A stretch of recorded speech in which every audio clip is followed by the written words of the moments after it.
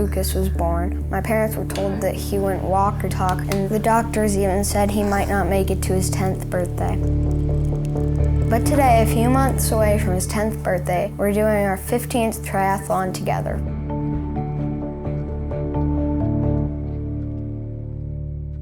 My name is Noah Aldrich, and this is my brother, Lucas Aldrich. Lucas, you gotta stop talking. Gotta get the guy, Lucas. Noah is 11 and Lucas is 9, and Lucas was born with a rare genetic neurologic condition called lissencephaly. He's unable to walk, unable to talk, he's unable to feed himself, but despite all of his challenges, he's the happiest little boy that you'll ever meet. About 4 years ago, our boys started doing triathlons together. In most cases, that wouldn't be a big deal. A lot of kids do triathlons, but there's something very special about the way our boys do triathlons.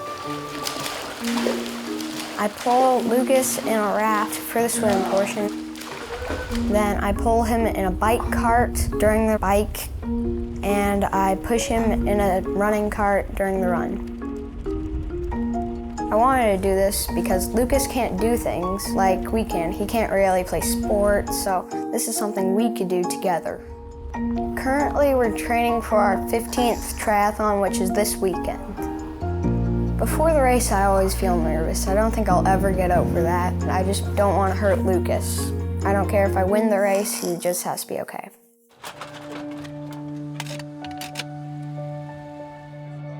Before the race, Lucas gets serious and he gets his race face on and they're ready to compete.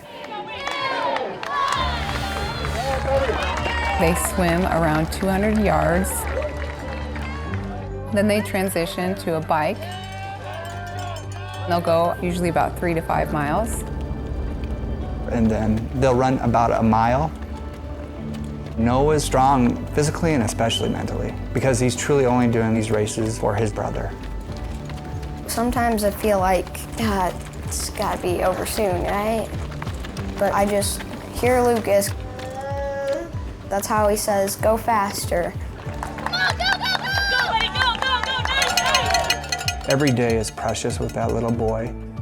I try to soak in the experience because we don't know how long the boys will be able to do triathlons together. Any one of them could be their last. What these boys accomplish gives me an immense sense of pride. Noah and Lucas are an inspiration. People see these two young boys and it gives them hope and it gives them encouragement to go out and tackle life challenges.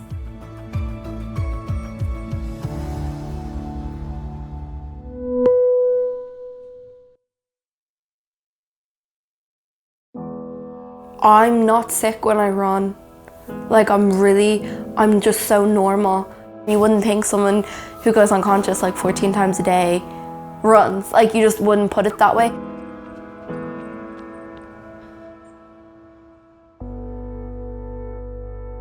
My name is Katie Cook. I'm 20 years old. I live in Dublin, Ireland, and I love running. I was diagnosed with 2 types of epilepsy when I was 9 years old, one of which is frontal lobe epilepsy. So at the moment I have 14 seizures in a 24-hour period. They used to be 16, 17, so we're coming down slightly, which is woo.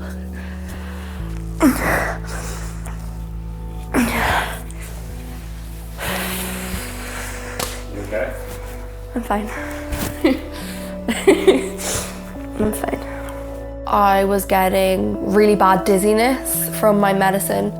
So I went into the hospital and they loaded me, which is a term for epileptics when you're going on like a new medicine, and I didn't wake up until 6 days later. I was immobile for about the guts of 2 years. I moved from being in a wheelchair to being in a Zimmer frame. When I gradually started getting back into running, it kind of gave me this newfound energy. I don't know why. I put on my running boots and started running. I feel like it's so cliched, but you kind of feel like on top of the world, that you could do anything. Like I don't feel sick anymore until I have a seizure, obviously. And I'm like, damn it. You alright? It's an amazing feeling, like all the endorphins like pulsing through your body, and it's great. Like it's honestly like amazing. I train alone for most of my runs like during the week. However, I do have a pal for my races, like official races, which is Dr. Colin Doherty. So I have two roles. So first of all, I'm her doctor. The other role I play, which is to be her partner in running. My job is to make sure that when Katie has a seizure, if she's running, that nobody carts her off the course.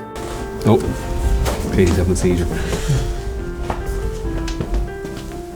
So before I knew Katie, she would run races, and if they were in public, people would, you know, quite reasonably insist that she be carried off the course, much to her displeasure.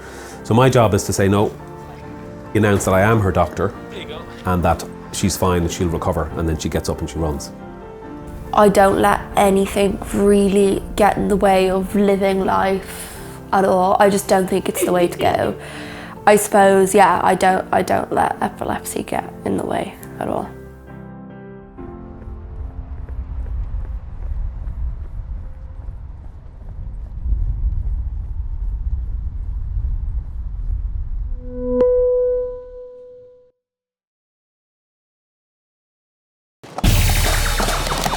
We didn't really have any fast stackers from Texas until he came along. Like, I couldn't really believe my eyes. Like, I was in shock. His hands, like, they were always moving, and it was like there was no like thinking about where to put it. It was just like a non-stop, just like brrr. He's off the charts. He's like as fast as a lightning bolt.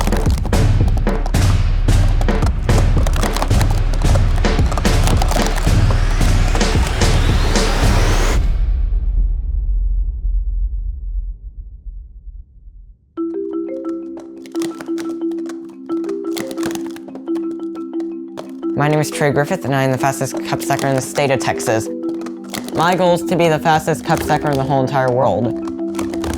When I first saw Trey begin cup stacking, I was thrilled. Kids on the spectrum are always very passionate and very intense on what their fixation is. And he just shined. I mean, you could see that he was in his element. He was comfortable, he was alive, and he was just doing his thing.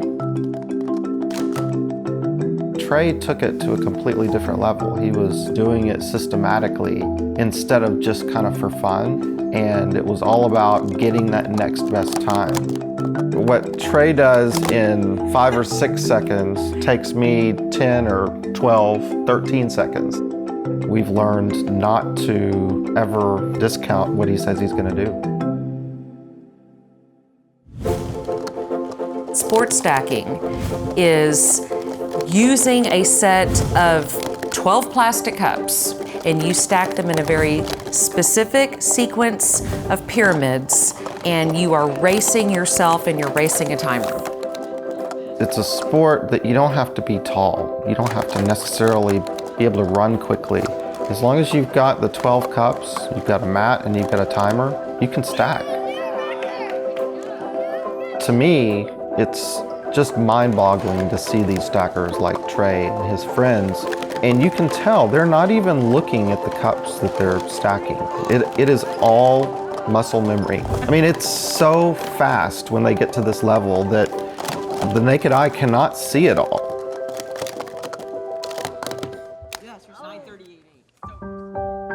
When I found out that I was having a boy, of course, I thought about when I was a boy and playing catch with my dad in the backyard, and you flash forward, you know, thinking about those types of things with your kiddo. But when Trey found stacking, it's like, okay, cool. Here's a sport that he's into, and it's got speed. I've always loved sports with speed, and it's got rhythms which make him happy. And I realized what a better way to bond with my child than to learn how to stack myself. I get to stand next to my son, who's one of the fastest in the world, and stack with him and be a part of something special.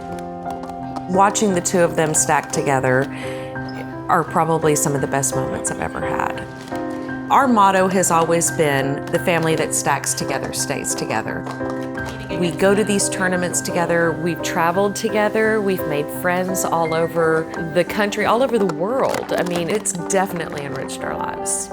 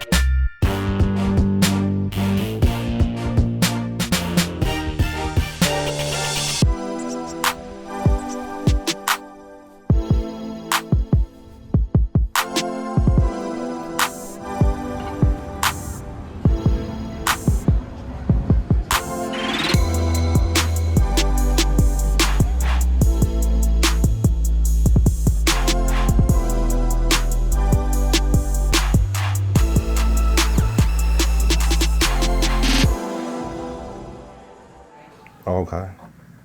Going through some beats.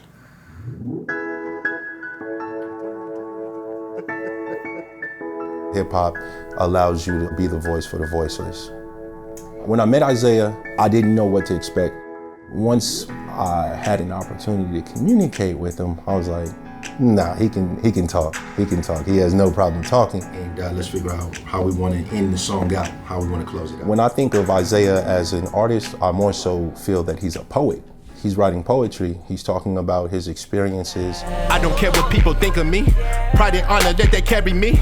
Jaw gone, but I love myself like a lion to my family.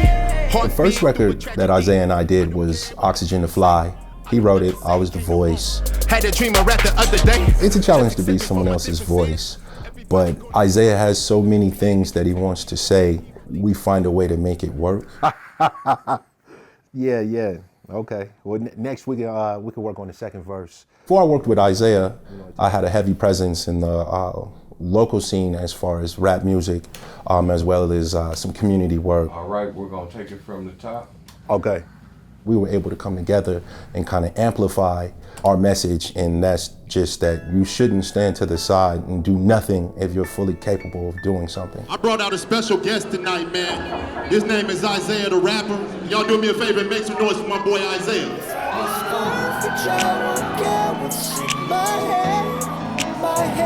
So all the things I feel inside, I share with my friends. I used to walk along, I said, take my hand. I used to pray to have a voice, now I'm like, amen. In a different mode, Cuddy on the road. Had to do some different things to put the family on. From a different cloth, I was born with that joke.